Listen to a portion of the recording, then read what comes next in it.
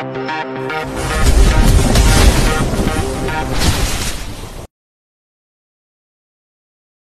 40. Cinta sekretaris pilihan Papa. Kita ke rumah sakit dulu sebelum aku antar kamu pulang. Kata Brian dalam posisi masih memeluk Anneliese. Anneliese menggelengkan kepala berkali-kali, tapi tidak bicara. Kenapa? Kamu nggak mau pulang? Brian berusaha menarik dagu Anneliese untuk menatap wajahnya, tapi Anneliese semakin membenamkan wajah di dada Brian.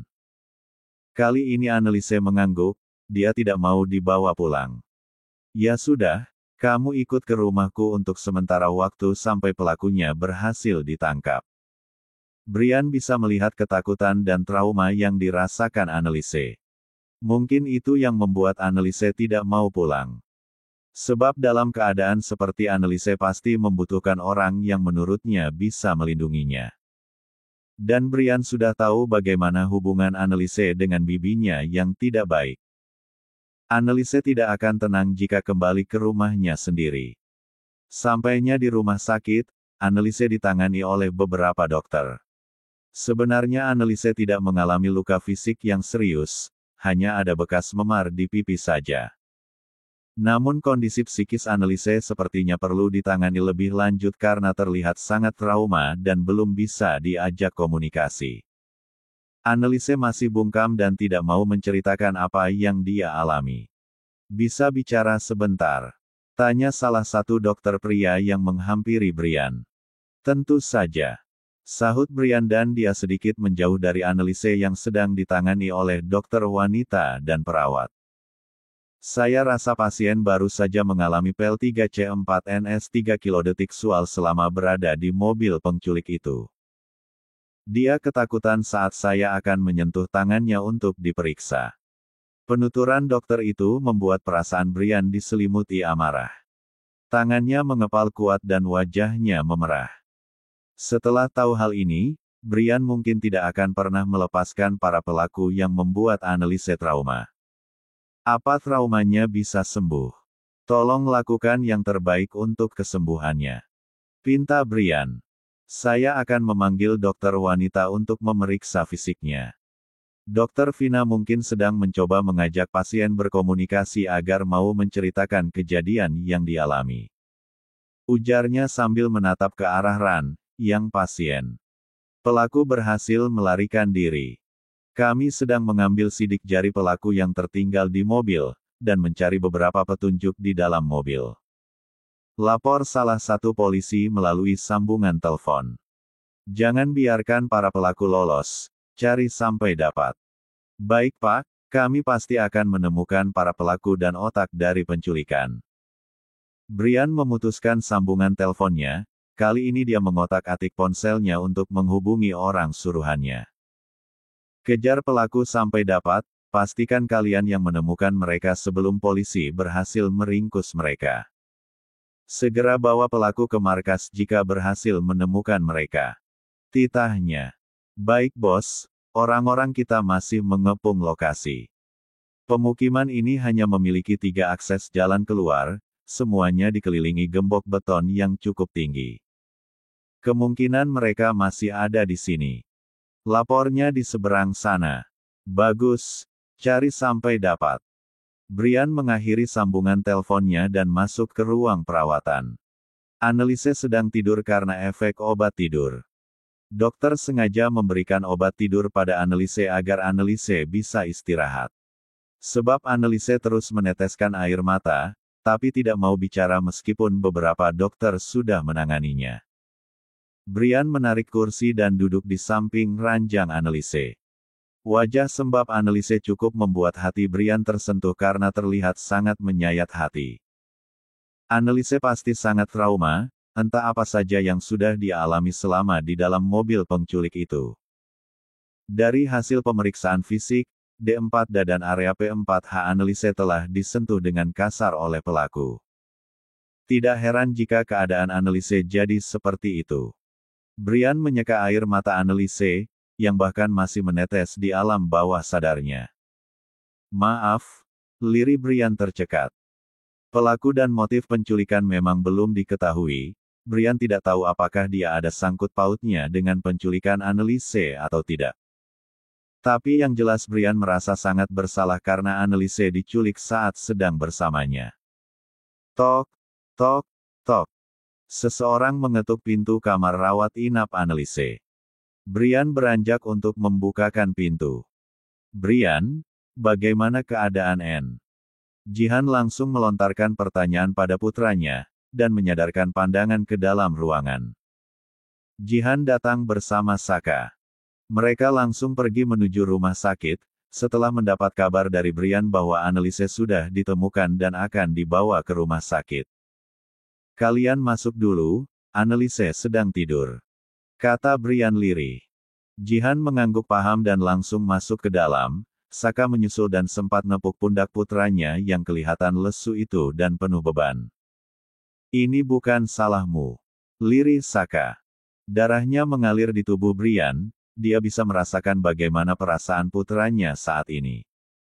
Pelaku masih dalam pencarian, lirih Brian lesu. Dedi sudah mengerahkan orang ke lokasi, mereka akan segera ditemukan, jangan khawatir, ucap Saka.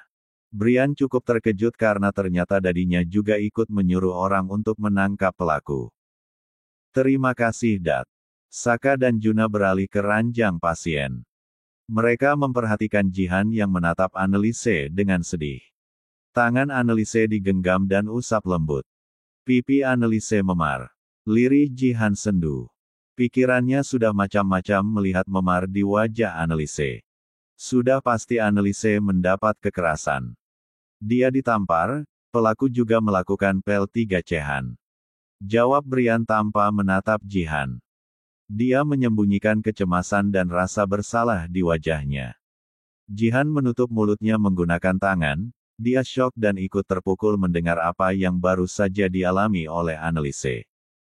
Mas, jangan biarkan para pelaku lolos dari hukum, pinta Jihan pada suaminya. Suara Jihan bahkan bergetar. Dia tidak bisa membayangkan bagaimana perasaan Annelise saat kejadian itu menimpanya. Kamu tenang saja, kita akan segera menangkap pelaku, jawab Saka menenangkan. Annelise menolak pulang ke rumahnya. Aku akan membawa Annelise pulang ke rumah kita, Dedi dan Momi nggak keberatan kan? Jihan langsung menatap putranya dan mengangguk cepat. Sebaiknya memang begitu. Annelise butuh pendampingan sampai dia pulih, ujar Jihan. Brian tampak menghela nafas lega, setidaknya orang tuanya bisa mendampingi Annelise untuk beberapa hari ke depan. Annelise terbangun setelah hampir 3 jam tidur. Dia masih seperti orang linglung dan hanya diam saja ketika melihat Jihan tersenyum padanya. En, kamu sudah bangun nak. Kamu ingin minum atau makan? Tawar Jihan. Annelise menggeleng. Dia mengedarkan pandangan seperti mencari sesuatu. Jihan langsung menyadari hal itu. Kamu cari Brian. Pelakunya sudah ditangkap, Brian sedang menemui pelaku untuk mendengar langsung motifnya. Jangan takut, ibu akan menemani kamu. Di luar juga ada dadinya Brian, ucap Jihan menenangkan. Annelise tersenyum samar, kemudian memejamkan mata, dan buliran bening tampak menetes dari pelupuk matanya. Annelise mengingat kejadian itu. Pelaku yang duduk di sebelahnya memperlakukannya dengan buruk. Tubuh bagian atas dan area P4 hanya disentuh, bahkan lehernya dizium berkali-kali. Annelise merasa sangat jijik mengingat kejadian itu. Patahkan kakinya kalau mereka masih bungkam, titah Brian dengan tatapan devilnya. Dua pelaku penculikan itu sudah babak belur, dan bercucuran darah di bagian wajah, serta kepala akibat dipukuli menggunakan balok kayu oleh orang-orang suruhan Brian. Ampun! Jangan patahkan kakiku. Aku akan memberitahu siapa yang menyuruh kami menculik wanita itu, pinta salah satu dari mereka. Dia sudah kesakitan dan tidak sanggup lagi untuk disiksa lebih kejam. Bab 41. Habisi mereka. Perintah Brian pada orang suruhannya. Dua orang penculik Annelise langsung kalang kabut, mendengar Brian akan menghabisinya. Mereka memberontak dalam keadaan kaki dan tangan yang terikat, lalu berteriak memohon ampun agar tidak dibunuh. Aku sudah menyebutkan nama pelaku, kami hanya disuruh, tolong lepaskan kami. Teriaknya memohon. Mereka ketakutan karena sadar jika ajal sudah di depan mata, sebab Brian seperti tidak main-main dengan ucapannya. Melepaskan iblis-iblis sepertimu. Brian tertawa jahat. Tentu saja aku akan melepaskan kalian. Tapi di neraka. Sambungnya setelah jeda beberapa saat. Brian menggerakkan alisnya sebagai kode agar orang suruhannya segera menjalankan perintah. Siksa mereka lebih dulu, jangan biarkan iblis-iblis itu mati dengan mudah. Ujarnya penuh amarah. Baik bos. 3 orang suruhan Brian menghampiri para pelaku dengan membawa masing-masing pisau di tangannya. Brian tersenyum miring melihat pelaku penculikan itu meraung-raung kesakitan. Dia kemudian keluar dari ruangan itu, membiarkan anak buahnya yang mengurusnya agar tidak meninggalkan jejak. Tindakan Brian mungkin terlalu sadis, tapi dia tidak bisa jika hanya melihat para pelaku di penjara. Anneliese bahkan sampai trauma, memenjarakan para pelaku tidak akan setimpal. Itu sebabnya Brian menghabisi nyawa mereka. Hukuman itu jauh lebih pantas untuk para pelaku. Ponsel Brian berdering ketika akan masuk ke dalam mobilnya. Dia lebih dulu menerima telepon karena dihubungi oleh salah satu anak buahnya. Kami sudah menggeledah rumah dan tidak ada siapapun di dalam. Sepertinya mereka melarikan diri bos. Lapornya. Brian mengumpat penuh amarah. Kemungkinan orang-orang itu sudah merencanakan pergi dari rumah setelah menculik Anneliese. Jika tidak, pasti orang suruhan Brian sudah berhasil menangkap mereka karena Brian bergerak cepat. Apalagi tidak ada yang tahu kalau 2 pelaku telah ditangkap. Amankan semua bandara, pelabuhan dan semua tempat transportasi darat, pastikan mereka tidak keluar dari Jakarta. Titahnya dan langsung memutuskan sambungan teleponnya. Brian tidak diam sampai di situ, dia menghubungi beberapa rekan bisnis, dan kenalannya yang memiliki bisnis di bidang transportasi udara untuk memblokir 3 nama. Pukul 6 sore, Brian kembali datang ke rumah sakit untuk menjemput Anneliese. Dokter sudah mengizinkan Anneliese pulang karena kondisi fisiknya sudah jauh lebih baik. Saat masuk ke dalam ruangan, Jihan tampak sedang menyuapi Anneliese. 2 wanita itu menatap bersamaan ke arah Brian. Bagaimana Brian? Kamu sudah tahu siapa dalangnya? Tanya Jihan penasaran. Brian mengangguk dan mendekat ke ranjang Anneliese. Mereka masih dalam pengejaran. Jelasnya. Mereka. Dalang penculikan lebih dari 1. Lirih Jihan tak percaya. Dia semakin penasaran dengan pelaku dan apa motif di balik penculikan tersebut. Melihat sikap Anneliese yang baik dan tulus, rasanya sangat aneh jika Anneliese memiliki musuh. Brian mengangguk lagi, tapi kali ini tidak memberikan penjelasan apapun karena di sana ada Anneliese. Brian khawatir psikis Anneliese kembali terguncang jika membahas para pelaku di depannya. Dokter sudah membolehkan Anneliese pulang. Ayo pulang sekarang. Ajak Brian karena melihat makanan di piring Anneliese sudah habis. Sebentar, Momi ke toilet dulu.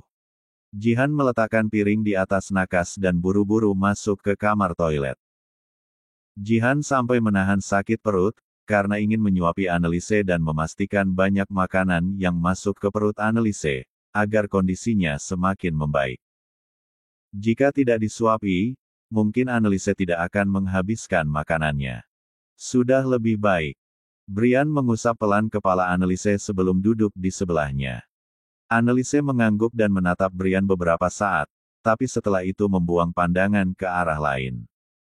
Anneliese terlihat menahan diri untuk mengatakan sesuatu pada Brian. Ada yang sakit. Brian menyentuh tangan Anneliese untuk digenggam. Siapa pelakunya? Lirih Anneliese terdekat. Matanya memerah dan berkaca-kaca. Perasaan Anneliese pasti sangat hancur karena mengetahui ada orang yang tega berbuat jahat padanya. Kamu yakin sudah siap mendengarnya? Tanya Brian meyakinkan.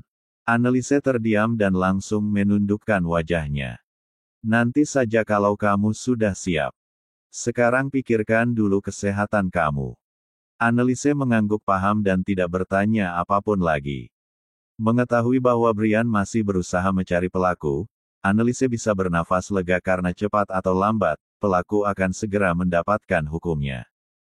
Brian sampai di rumah sekitar pukul 7. Dia membukakan pintu mobil untuk Annelise dan menuntunnya keluar. Jihan hanya mengikuti dari belakang. Dia diam-diam sibuk mengamati interaksi Brian dan Annelise. Jihan ingin melihat sejauh mana kedekatan mereka. Dari kejadian penculikan ini, Jihan jadi tahu bagaimana perasaan Brian pada Annelise yang sebenarnya. Kepanikan dan kesigapan Brian dalam menangkap pelaku, sudah cukup membuktikan seperti apa perasaan Brian. Antar Annelise ke kamar sebelah, perintah Jihan pada Brian. Brian hanya mengangguk, dia mengarahkan Annelise ke lift agar tidak capek menaiki tangga. Brian membuka pintu kamar yang tidak jauh dari kamarnya. Hanya terhalang oleh tempat untuk bersantai tanpa ruangan. Langsung istirahat saja, ujarnya begitu masuk ke dalam kamar. Annelise tidak menjawab, dia malah duduk di sofa dan melamun. Bayangan kejadian siang tadi kembali terlintas di kepalanya. Annelise merasa sangat jijik pada dirinya sendiri. Meski kesuciannya tidak direnggut, tapi tetap saja pelecehan itu cukup mengguncang Annelise dan merasa kosong. Tadi sore Annelise sempat mandi untuk membersihkan tubuhnya, berusaha menghilangkan jejak pelaku yang mengotori anggota tubuhnya. Melihat Annelise melamun, Brian segera ikut duduk di sebelahnya. Kemari, Brian membuka kedua tangannya ke arah Annelise. Tanpa diminta 2 kali, Annelise langsung menghambur ke pelukan Brian. Dalam keadaan seperti ini, hanya Brian yang mampu membuat Annelise merasa tenang, nyaman dan aman. Kedekatan dia dan Brian selama ini, setidaknya cukup berpengaruh dalam situasi yang cukup menyakitkan bagi Annelise. Ayo menikah, kamu ingin jejak kotor itu hilang dari tubuhmu kan? Ajak Brian. Melihat trauma yang dirasakan Annelise, Brian sebenarnya ingin membantu Annelise, melupakan kejadian tersebut dengan menghapus jejak yang ditinggalkan oleh pelaku di tubuh Annelise. Namun dia merasa tidak bisa melakukannya jika Annelise belum menjadi istrinya. Brian juga merasa heran dengan dirinya sendiri. Padahal beberapa hari yang lalu dia masih sempat mengajak Annelise melakukan hubungan dan tanpa status. Tapi setelah kejadian ini, Brian tidak tega untuk sekedar mencium Annelise. Tangis Annelise pecah di pelukan Brian. Dia menyentuh semuanya. Suara Annelise tercekat di sela-sela tangisnya. Hati Brian teriris mendengar pengakuan Annelise.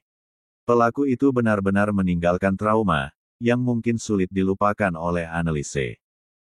Brian merasa lega karena sudah mengambil keputusan yang tepat dengan menghabisi para pelaku. Sudah jangan diingat-ingat lagi, kata Brian sembari mengeratkan pelukannya dan mengusap punggung Annelise. Perlahan tangis Annelise tidak terdengar lagi.